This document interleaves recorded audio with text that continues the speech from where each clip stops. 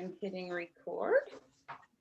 Okay, welcome everybody to the Tuesday, February 16th, regular board meeting at 6 p.m.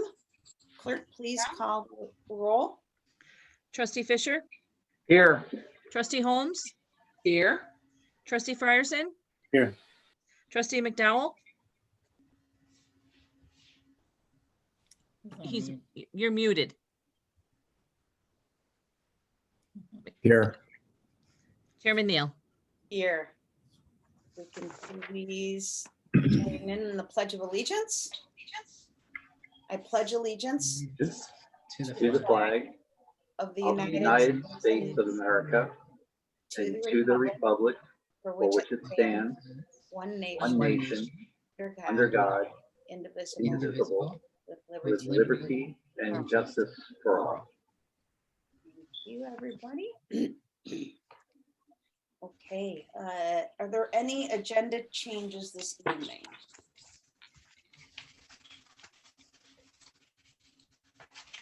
Did we have something on the agenda? Yes. We wanted to change the, on the agenda where it says approval of the minutes for the regular meeting held on September 15th, 2020. We want to change that to be January. January what? 19th. January 19th, 2020. Oh, I'll make that motion. Excellent. Is there a second? Second. Any discussion? Clerk, please call the roll. Trustee Fisher, Aye.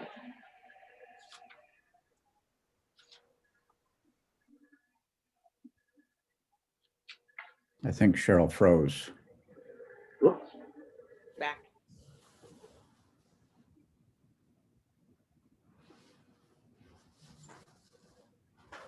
Okay, Cheryl, you trustee froze. Holmes, There you go. Aye. Yeah, she's frozen again.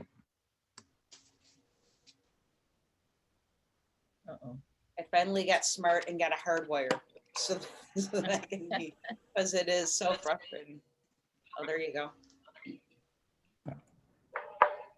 Did Cheryl, did you call the whole roll? Still frozen.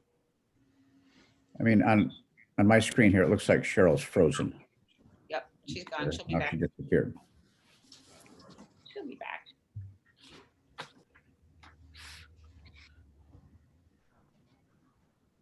Part of the techie stuff. Here she is. Okay, want to try that again, Cheryl? that's the City of Zion Network for you. My connection is unstable. Great. Oh, great. Okay. Okay, let's try this again. Okay. Trustee Fisher, Aye. trustee Holmes, Aye. trustee Frierson, Aye. trustee McDowell, Aye. Chairman Neal. Aye.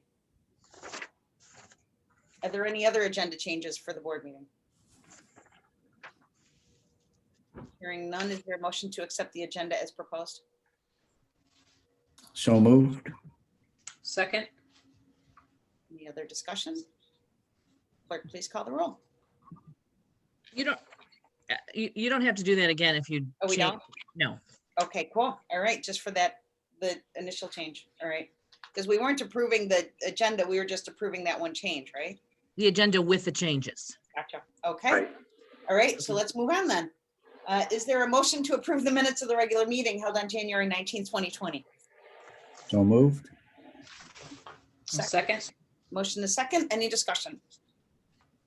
Clerk, please call the roll. Trustee Fisher, Aye. trustee Holmes, Aye. trustee Frierson, Aye. trustee McDowell, Aye. Chairman Neal. Aye. Item 6, citizens' comments. Seeing as we have is, unless Sanalita has a comment, if she'd like to type into the chat, or if we can allow her to talk, there you go. As the only attendee, do you have anything you wanted to share, Sanalita? Okay. Then hearing no comments, we'll move on to authorized bills for payment. Trustee Fisher. Conducted a phone conference with Supervisor Neal and Assessor Davis last week, and reviewed the finances, and I asked for approval of total bills in the amount of $67,415.21. There a second? Second. Discussion. Is there any discussion? Trustee Holmes, you had reached out to me today with a couple of questions. Yep, I was just looking for that. Oh, gotcha. In terms of the balance sheet, and I apologize if I've asked this before, That's okay. in terms of the long-term liability Mhm. for $340,000. I was just wondering, what is the term? Yeah. Or what are the terms of that? The term Those- will be up in 2027. That was for our building. And so it will be up in 2027. Okay. We have a few years left. And on the check register, I had a question. There was an item for postcards for like $1,500. Action printing, that was the 11,304 postcards that we had printed that had the information about the COVID funding for the CHIRP funds, and that had my staff's picture on it and their names. We actually had a couple of people call and say it was so nice because we've been doing everything over the phone and over and over the computer. A couple of people called and said it was so nice to be able to know who they were talking to because they actually had pictures of the staff. They weren't used to that. So that's what Great. those postcards were for. So that was Wonderful. the actual printing of it. Thank you. Mhm. Any other questions? Hearing none, clerk, please call the roll. Trustee Fisher, Aye. trustee Holmes, Aye. trustee Frierson, Aye. trustee McDowell. Aye. Oh my goodness. This is bad You hear news. me? I said aye. She must be frozen. Again. Okay, I was on trustee McDowell. Aye. Okay, Chairman Neal. Aye. So the next item is the assessor's report. Good evening, good evening. Don't have much, just a couple of things. Give you guys an update on the notices sent out for this year's exemption filings. The federal stimulus payments are not considered income for the calculation of the senior freeze exemption. Those payments received in 2020 should not be included in the income calculations for or on their 2021 Senior Citizens Assessment Freeze Homestead Exemption form. The IRS was receiving several calls and they sent a written statement verifying the income requirements. So I'm just sharing it here, and I have been across all forms of communication. So if you run across anybody that's concerned or asks about that, you can let them know that, or you can just send them to me. We'll let them know that they don't have to count that as far as their income, because some of the senior freeze is based off of their annual salary, and so we want to make sure that they're not including that because every dollar counts with some of them. Unfortunately, we received a resignation of another employee, and we continue to work through, our office processes and procedures, which includes cross-training, like we previously stated, along with training from the county. We'll do some Zoom calls to do some more system training and things like that. I do not plan to refill that position, at least not at this time. It's my intention to just operate with the current staff. We're really confident and looking forward to just converting one of our part-time employees to full-time. And I think that would be sufficient for the work that, we are required to do. If we see that we need the help in the future, then we can reach out to the other assessors' offices. I've learned that that's a practice, and that, you know, the offices will help each other out, because maybe on our peak time, it may be some of their downtime. And so we could get, you know, someone from another office to help us out.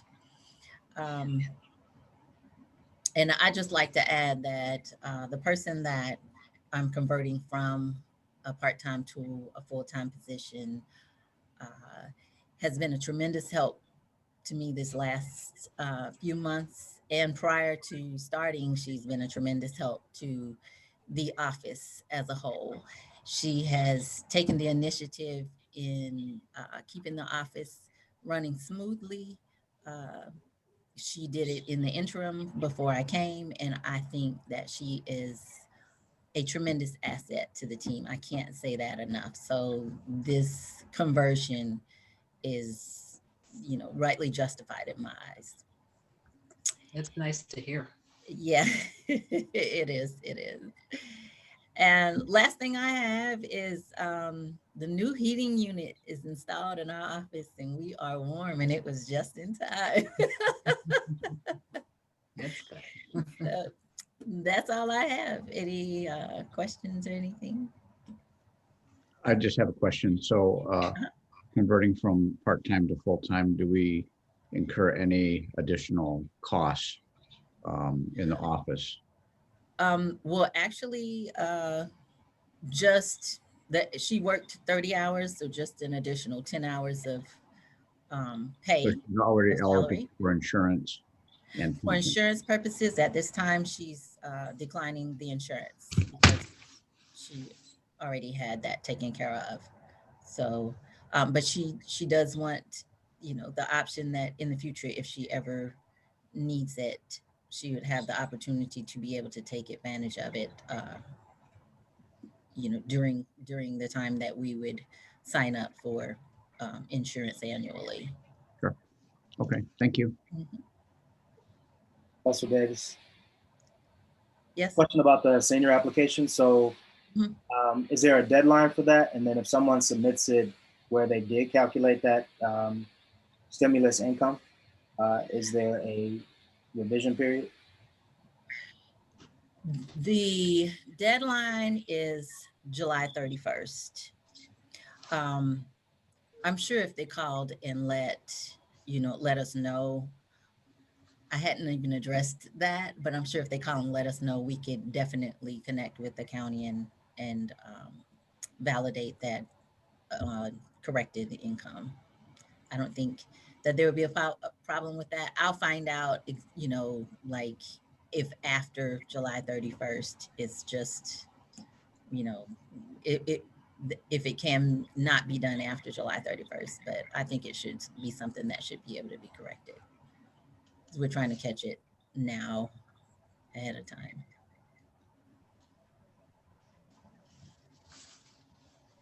There questions for Assessor Davis? Okay. Hearing none, move on to the supervisor's report. And I just had a thought, Colette. So one of the things to share with you is Sandra Usher, our business manager. She came up with a brilliant idea that we host the Senior Resource Day this year. Obviously, because we don't know what is going to be happening, what she recommended was we do a Senior Resource Day on wheels, where we have all of the vendors contribute all of their goodies, and we put together the resource guide, same as we have in the past, and it really ends up being a phone book for the seniors. Mhm. And that we do a drive-through at the Park District. So it's kind of like the food distribution, but it would be a Senior Resource Day distribution. And Colette, I believe in the past, Larry always sent out a mailing to the seniors about the senior freeze information. And we always send out a mailing on the Senior Resource Day. We should probably go together and do one mailing to share both of those items, and we could do it in English and in Spanish. That's fine. And so then we could market both of those. So Mhm. that might be a good use. So excellent. So the date for that is going to be on April 21st from 11 until 2 at the Zion Park District. So we're excited about that. So that's the first thing that we're thrilled that we're going to be able to do. And then Adriana and I had a call with the Lake County Job Center, and it's a go with the summer work program. We've decided that we're going to do it. It's not going to be as big. Normally we hire 35 kids. This year we're just going to do 20 with the commitment from them that they would actually hire, or they would put the other 15 kids through a virtual job training program. So they would make some money and go through a virtual job training program, and then we would do the 20 kids. So instead of having 7 kids on a crew and then temping out kids in different places in the community, we would have 5 kids on a crew so that we could transport them, and that would be safe. It looks like it's just going to be the month of July that we'll be doing that program. So we're pushing it up a little bit. And applications, you can go to lakecountyjobcenter.com beginning March 1st to put in an application for those positions. So we have 3 of our 4 mentors have agreed to come back. It breaks my heart, but MacArthur White has some other options. He has actually been with us since he graduated from high school, and he's much older now.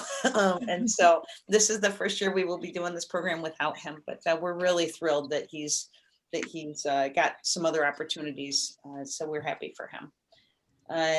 Let's see, the ZB Quarterly, it will be going out March 1st. So that will be coming in the mail. And the letter, so Colette mentioned at I think 2 board meetings ago that she gives out the new homeowner letter explaining all of the different benefits and everything.